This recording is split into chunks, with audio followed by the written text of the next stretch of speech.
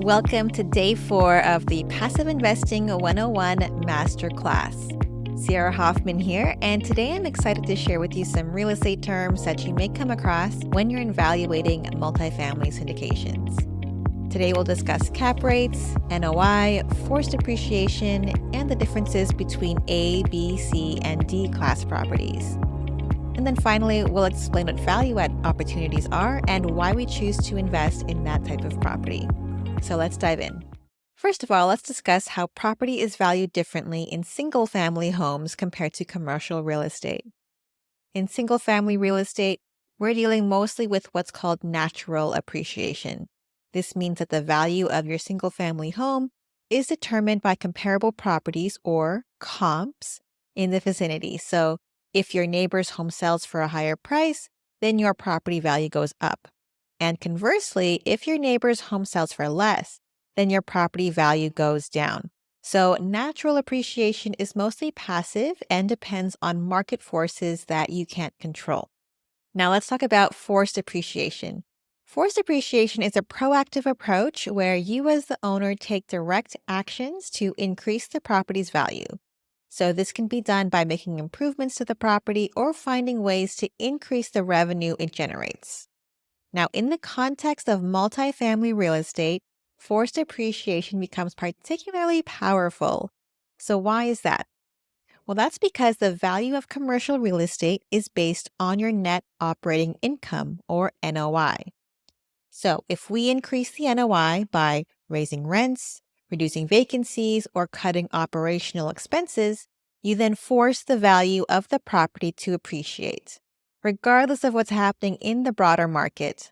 So as investors, this gives us greater control of the property value and allows us to implement business strategies that yield us higher returns. Now, in commercial real estate, the value of a property is often calculated using a formula which includes the net operating income, the NOI, and the cap rate. So what is a cap rate? Well, cap rate is short for capitalization rate, and it is a financial metric used by investors to evaluate the profitability of a real estate investment. The cap rate helps investors determine the potential return on their investment based on the property's NOI and its current market value. So the formula to calculate the cap rate is cap rate equals NOI over the purchase price or value of the property. Now let's define NOI. The NOI is the property's total income minus all the operating expenses, but does not include the mortgage payments. So there are several factors that can affect the NOI, such as rental income, vacancy rates, operating expenses like maintenance, property management fees, insurance, and property taxes. Now, the higher your NOI, the more income potential the property has. The next component of the cap rate is our purchase price or the property value. So this is the current market value of the property. Obviously, a higher cap rate indicates a higher potential return on our investment, while a lower cap rate suggests a lower return. Now let's quickly walk through an example to solidify our understanding. Let's say we have a multifamily property with a net operating income of $1 million and a market value or purchase price of $20 million. So to calculate the cap rate, we divide the NOI by the property value and multiply it by 100 to get the percentage. So in this case, the cap rate is $1 million divided by 20 million times 100, which is 5%. Now, if we compare this cap rate with other properties in the same market, then we can assess whether it aligns with our investment goals. Remember, a higher cap rate like 10% suggests a potentially higher return on investment, but it could also indicate higher risks or lower property value appreciation. On the other hand, a lower cap rate, say 5%, may indicate a safer investment with more stable long-term growth. While a higher cap rate might indicate an opportunity to generate significant cash flow, it's also important to consider other factors such as the location of the property, the condition of the property, and its future growth potential. Remember, a higher cap rate doesn't always mean it's the best investment. You still want to make sure that the property is in a good location that can provide more long-term appreciation and stability.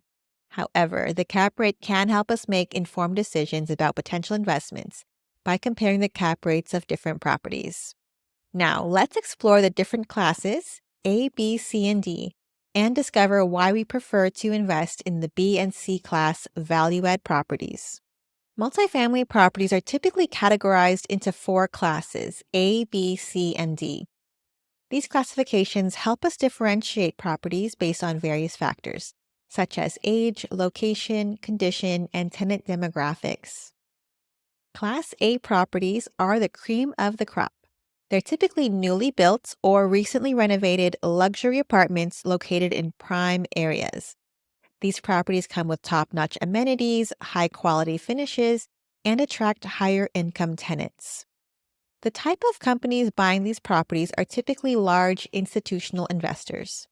So think of these as your low-risk, low-reward type of investment. While investing in Class A properties can offer stability, they often come with a hefty price tag and lower cash flow potential. Now, all the way on the other end of the spectrum, we have Class D properties. These properties are usually much older, in need of significant repairs, and located in less desirable neighborhoods. So they're likely in a high crime area and not somewhere you'd feel safe walking around at night. These properties attract lower quality tenants who are not likely to care for your property. And while the initial purchase price on these properties might be lower, they obviously come with much higher risks and maintenance challenges. All right, so now let's focus on the sweet spot, the B and C class properties.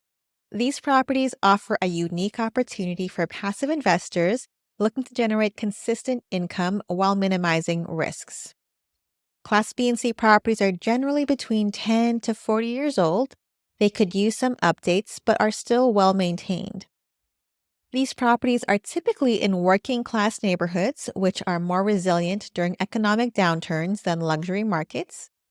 They might not have all the bells and whistles of a Class A property, but they're in good locations and attract middle income tenants. These properties are more affordable than Class A, yet they often have more potential for improvement than a Class D property. Furthermore, B and C class properties often have existing cash flows that can be enhanced with improvements, making them a good source of both income and potential appreciation. So by choosing B and C class properties, you're taking on a manageable amount of risk with the potential for great reward. So now let's list 5 reasons why we love investing in B and C class properties. Number 1 is the cash flow potential. Due to the lower purchase price and operating expenses, these properties often yield higher rental income compared to Class A properties. This means you can enjoy a steady stream of passive income from your investments. Number 2, lower acquisition costs. Investing in B and C class properties also allows you to enter the market with a lower upfront investment.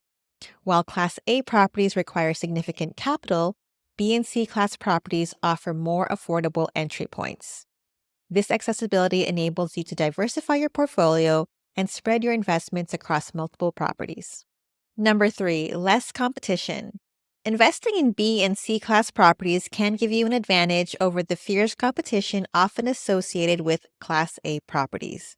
While everyone is scrambling for the limited number of Class A investments, you can focus on finding hidden gems in the B and C class market. This reduced competition improves your chances of finding attractive deals with favorable terms. Number 4, market stability. Another benefit of B and C class properties is their resilience during economic downturns. While luxury properties may experience a decline in demand during tough times, B and C class properties tend to remain stable. People will always need affordable housing, making these properties more recession resistant. And number 5, my favorite, potential for value add opportunities. Since we now know that commercial real estate is valued by the NOI or the net operating income, we can implement a business strategy to force appreciation. Value add investments involve properties that have untapped potential or are in need of improvements. These properties may have outdated amenities, inefficient operations, or under market rents. With strategic renovations and improvements, we can enhance the property's value and attract better tenants.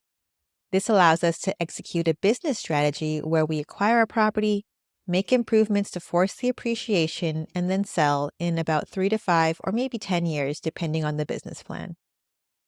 So, in summary, value add properties are those that present opportunities for improvements, allowing you to increase the property's value and NOI. By implementing renovation plans, optimizing operations, and repositioning the property, investors can add substantial value to attract higher paying tenants and boost cash flow. The goal here is to buy a B or C class property, invest in renovations and property management, then watch as your property's value and your income increases. As a passive investor, this is great news for you. You can invest your money, let a professional handle the renovations and management, then sit back and enjoy the returns. Value add opportunities allow you to enjoy the benefits of both current cash flow and potential appreciation over time. It's an attractive option for those who want to leverage the expertise of syndicators while being part of a value creation journey. So, if you're a passive investor looking for a balance between stable returns and growth potential, value add investments in multifamily syndication could be the perfect fit for you. Remember, before making any investment decisions, always conduct thorough due diligence and consult with your financial advisors. Thank you for joining me on Day 4 of the Passive Investing 101 Masterclass. Join us tomorrow for our final day, Day 5, where we will be walking through the steps of investing in your first multifamily syndication. Thanks, and I'll see you in the next video.